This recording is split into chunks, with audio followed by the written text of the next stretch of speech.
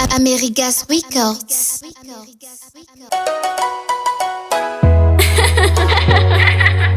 SV Production. Purchase your tracks today. Lion Meri volamena no fana ita safira Sokuana azono yu sara sanjila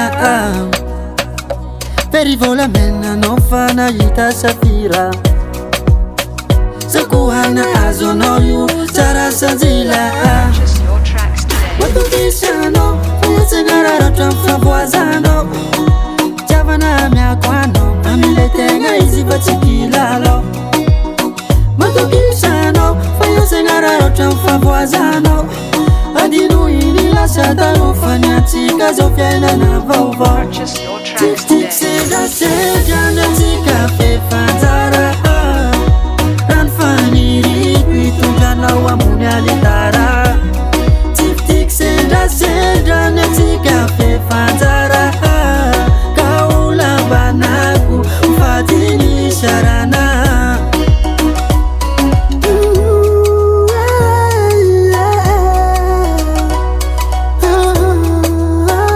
Purchase your tracks today.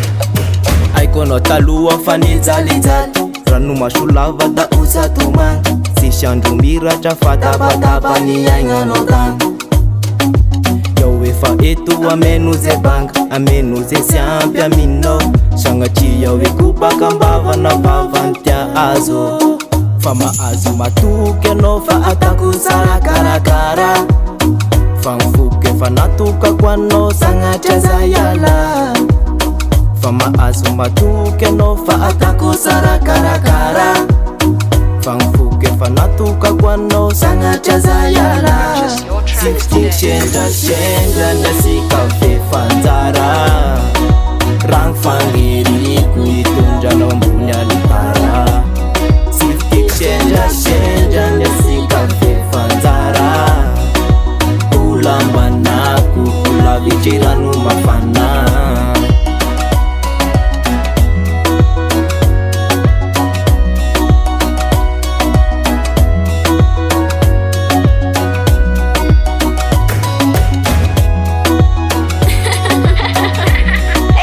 SV Production.